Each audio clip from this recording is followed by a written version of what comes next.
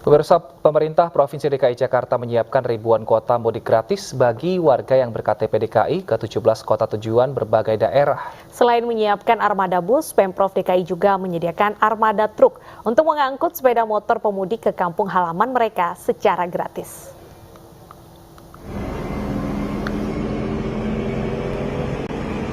Mendekati Hari Raya Idul Fitri, Pemprov DKI Jakarta menyiapkan 19.680 kuota mudik gratis bagi warga yang ber-KTP DKI.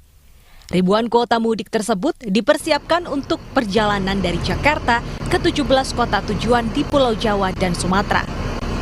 Meski dipersiapkan khusus bagi warga ber-KTP DKI, namun Pemprov DKI juga membuka peluang bagi warga yang ber-KTP luar Jakarta.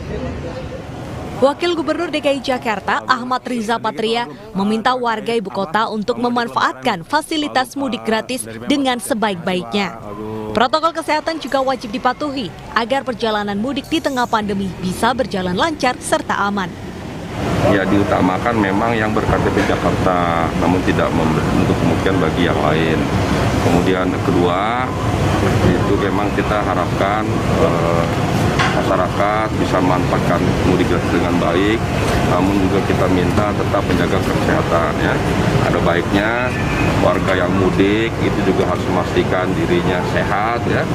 Jangan sampai nanti datang ke kampung menemui sanak keluarga, orang tua, nenek kakek, kemudian kita punya penyakit atau COVID, ya, itu dijaga dan dihindari, ya.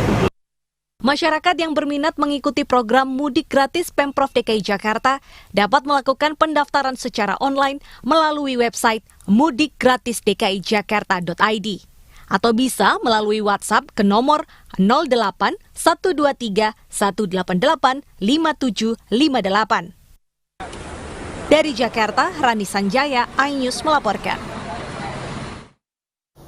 Pengelola jasa angkutan penyeberangan PT ASDP Indonesia Ferry Merak mulai menyiapkan pelayanan angkutan Lebaran tahun ini. Salah satunya adalah menambah jumlah loket penumpang bagi pemudik sepeda motor menjadi 19 loket. Selain itu, pengelola akan menambahkan puluhan loket kendaraan untuk mengantisipasi terjadinya lonjakan penumpang dan juga kendaraan. Puncak arus mudik tahun ini diprediksi jatuh pada tanggal 29 April, jatuh pada hari Jumat. Sementara itu, pihak ASDP Indonesia Ferry Bakauheni Lampung menambah jumlah kapal dan dermaga untuk pemudik. 68 kapal Ro-Ro dan 7 dermaga dipersiapkan pengelola. Sementara untuk loket, petugas menyiapkan 2 loket pejalan kaki yang merupakan vending machine. 10 toll gate untuk pemudik motor, 10 toll gate untuk roda 4, dan 25 loket atau toll gate untuk kendaraan lainnya yang tersebar di dermaga eksekutif dan dermaga reguler.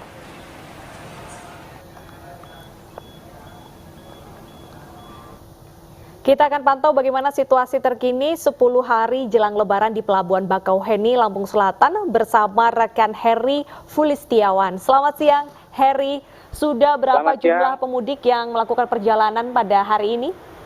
Selamat siang, Wilson dan Deta. Dapat saya laporkan bahwa berdasarkan pantauan kami pada siang hari ini di H-10 Lebaran di Pelabuhan Bakauheni untuk arus pemudik dari Pulau Sumatera menuju Pulau Jawa masih terpantau ramai lancar. Namun pihak PT ASDP Bakauheni sendiri juga untuk mengantisipasi lonjakan arus mudik ini sudah menyiapkan 68 kapal Ro-Ro dengan jumlah kapal yang beroperasi sebanyak 35 perharinya. Untuk loket penumpang juga disiapkan sebanyak 23 loket. Dan ini ada penambahan sekitar 5 loket dari tahun yang lalu. Untuk roda 2 sebanyak 10 dan roda 4 sebanyak 25 loket. Dan diprediksi juga untuk puncak arus mudik pada tahun ini di Pelabuhan Bakauheni akan terjadi pada tanggal 28, 29, dan 30 April 2012. Demikian Wilson dan Deta. Baik, terima kasih Heri Fulistiawan atas laporan Anda. Selamat bertugas kembali. Pemirsa, Presiden Joko Widodo kemarin membagikan bantuan sosial bagi penerima manfaat dan pedagang di sejumlah pasar di Kabupaten Bogor dan Kota Bogor. Lokasi pertama yang dikunjungi Presiden Jokowi adalah Pasar Cisarua, Kabupaten Bogor. Presiden menghampiri masyarakat penerima manfaat dan pedagang untuk menyerahkan bantuan modal kerja atau BMK sebesar 1,2 juta rupiah. Selain BMK, Presiden juga menyerahkan bantuan langsung tunai minyak goreng sebesar Rp300.000. Selain Pasar Cisarua, pemirsa, Presiden juga berkunjung ke Pasar Ciawi, Pasar Sukasari, dan Pasar Bogor.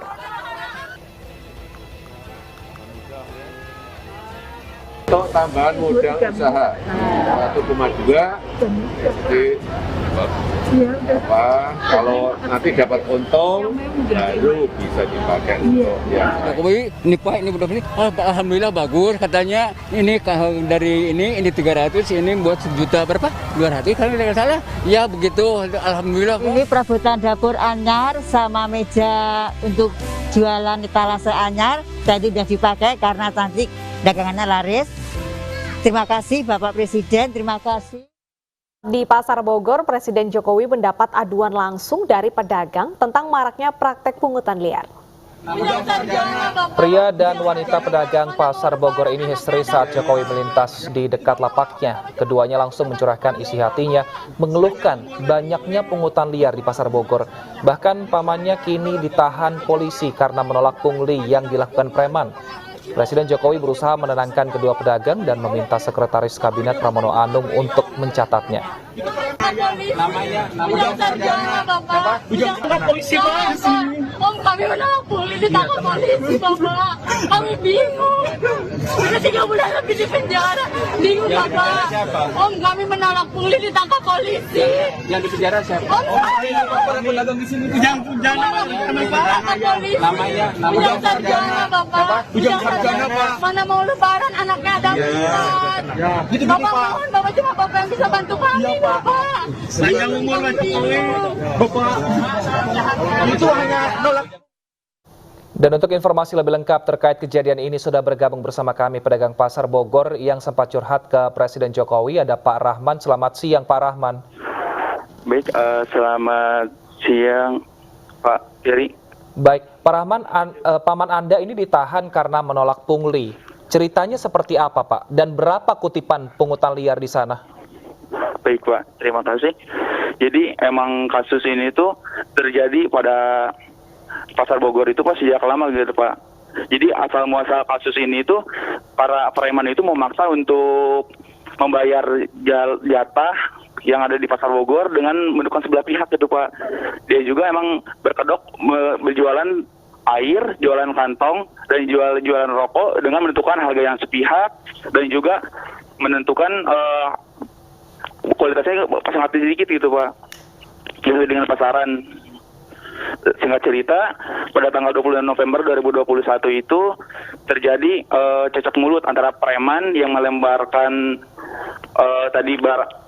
kantong, air dan rokok itu kepada saudara Ujang Sarjana. Tapi di situ Ujang Sarjana itu berusaha untuk melerai gitu Pak. Tapi yang jadi pertanyaan itu kenapa kok jadi 170 pengeroyokan gitu Pak. Jadi Mas Rahman ini oknum ini atau preman ini memaksa paman Anda untuk membeli air dan rokok dengan harga yang lebih besar seperti itu. Betul. Nah ini sejak kapan preman-preman ini meresahkan warga di pasar tersebut? Sudah lama. Karena emang ini tuh sudah berjalan sejak lama sekali gitu. Dari itu pun semua masyarakat itu, semua pedagang itu nurut gitu Bu. Karena emang preman ini tuh menunjukkan senjata tajam, membawa pistol gitu. Jadi mengancam-ancam para pedagang kalau nggak ngambil rokok, nggak ngasih uang jalur, nggak ngasih barang dari mereka, dia tuh terancam akan dicacak gitu bahasanya Bu. Oke. Berapa biasanya ditagih Pak oleh para preman ini kepada sejumlah pedagang di sana? Jadi emang jumlahnya sangat ini Pak, personalnya banyak itu karena mereka tuh per kelompok. Jadi satu orang itu bisa 5 sampai 10 ribu dikali setiap hari itu 5 sampai 10 orang. Tinggal ini gitu Pak. Baik. Tunggu lagi nanti biaya-biaya tambahan yang lainnya.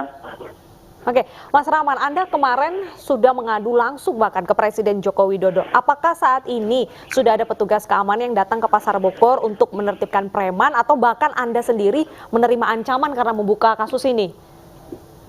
Baik Bu, untuk sampai saat ini sih sejauh ini kemarin kita alhamdulillah langsung dibawa sama Kapolda dan Kapolres, dibawa ke Reskrim Polresta Bogor Kota. Kita menjelaskan data kronologisnya, siapa yang melaporkannya, profesinya sebagai apa. Kita di situ laporan semua tentang kronologis yang fakta yang sebenarnya gitu Bu. Dan bahkan kalau misalnya kita mau survei ke lapangan, kita siap menunjukkan dan buka kodok siapa sih mereka itu yang melaporkan ujian sarjana gitu Bu. Baik, artinya para pedagang juga ini sudah mengenal orang-orang preman-preman ini ya Pak. Tapi sebelumnya Sudah. apakah sudah pernah melaporkan ke polisi sebelum bertemu Pak Jokowi kemarin? Jadi kalau misalnya kita melaporkan tuh kita takut Pak, karena kita nggak punya perlindungan gitu Pak. Mereka tuh mengancam-ngancam, memakai senjata tajam, pakai golok, pakai pistol. Itu bukan hanya ancaman, dia tuh nekat gitu. Dia nekat untuk melakukan aksinya. Dan sudah banyak bukti juga yang korban para pedagang itu kena imbas mereka gitu. Oke, nah paman Anda sendiri ini di penjara berapa lama? Dan siapa yang memanjarakan paman Anda?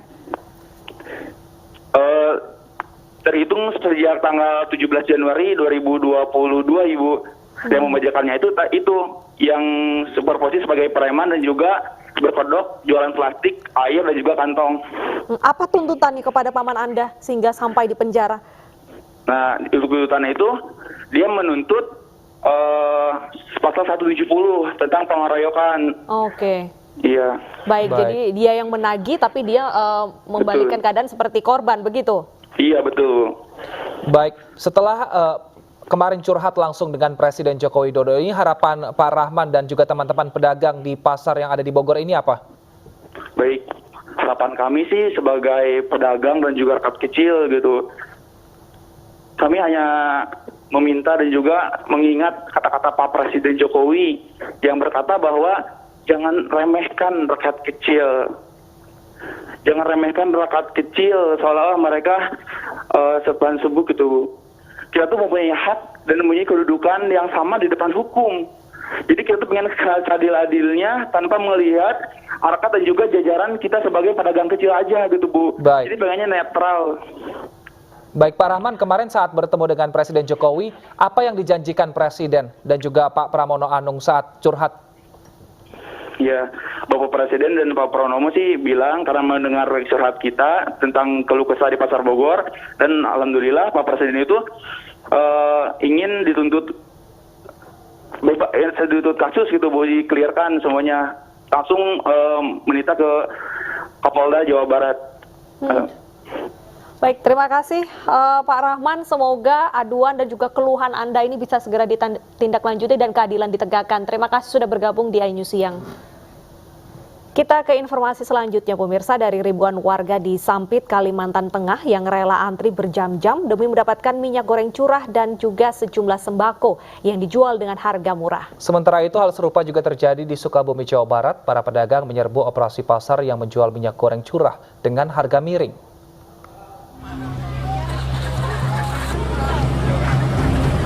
Antrian panjang warga membawa jerigen terjadi sejak di pinggir jalan raya hingga halaman Kodim 1015 Sampit, Kabupaten Kota Waringin Timur, Kalimantan Tengah.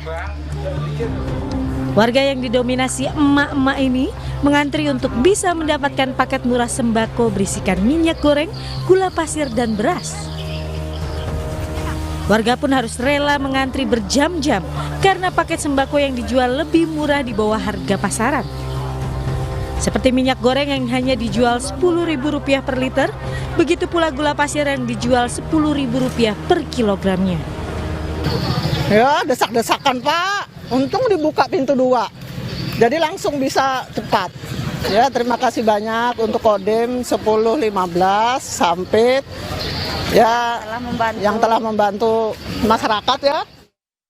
Pemirsa, Menteri Perdagangan Muhammad Lutfi mengatakan harga kebutuhan pangan pada 21 April kemarin atau di 10 hari jelang Lebaran masih relatif stabil dan stoknya dinyatakan aman. Setiap harinya, Kementerian Perdagangan akan memantau harga di lebih dari 200 pasar tradisional di 34 provinsi untuk memastikan tidak ada lonjakan harga yang tidak wajar.